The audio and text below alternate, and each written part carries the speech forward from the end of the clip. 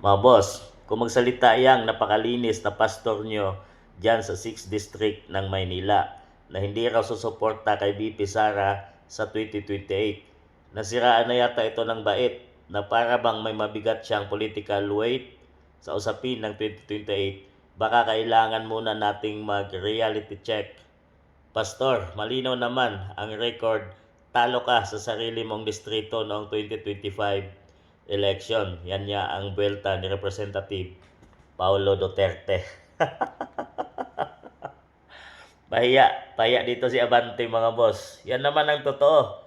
Akala mo dahil sinabi niya nung mag-declare si VP Inday Sara nung isang araw na tatakbo siya bilang Pangulo ng Pilipinas sa 2028 mga boss. So final na at nagsalita na nga si VP Inday. Pero matagal na nating inasahan na siya naman talaga ang magiging pinakamalakas na candidate sa pagkapangulo sa 2028. At sinabi dito ni Abante mga boss na hindi niya susuportahan si VP Inday Sara Duterte. So talagang isa itong Quadcom Committee mga boss na tumutugis sa mga Duterte allies at nung kay FPRRD pati na kay VP Inday Sara Duterte. So alam natin kung saan siya kakampi. Ito ay mga tauhan ni Tamba or ni Speaker Martin Romualdez mga boss na siyempre Marcos allies.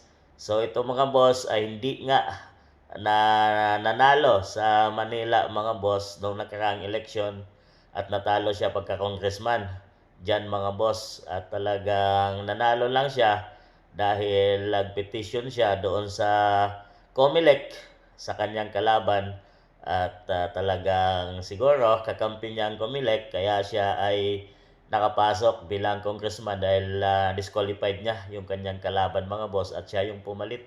So ganong kalakas si Abante mga boss sa COMELEC at syempre sa administrasyon.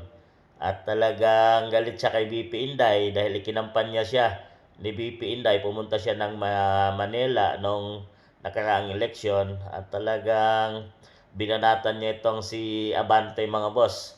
Kaya naman hindi siya nanalo sa pagka-congressman at talagang sa pilitan lang yung kanyang pagkapanalo mga boss. Tama yung sinabi ni Paulo Duterte na sino ka ba? Kahit naman hindi ka susuporta kay VP Inday Sara, hindi ka namang kawalan. Dahil nga wala ka namang hatak dyan sa Maynila at wala ka namang taong makukuha dyan dahil talo ka nga dyan sa inyong lugar. Pinagmamalaki mo at hindi ka naman nanalo dyan. At talagang wala namang silbi. Kahit hindi ka suporta kay VP Inday Sara, ay wala ka ding silbi. Dahil sino ka ba at magmamalaki ng ganyan. Kaya ka lang naman nagmamayabang dahil ikaw ay isang congressman at talagang may power at talagang tinutugis nito yung mga kalaban syempre ng administrasyon.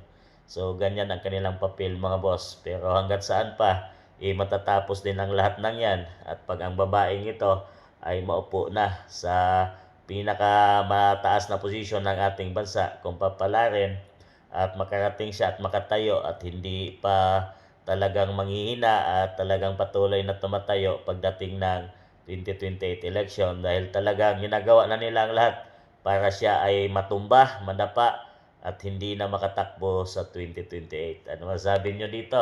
Sinabi ni Pulong Duterte mga boss tungkol kay Abante.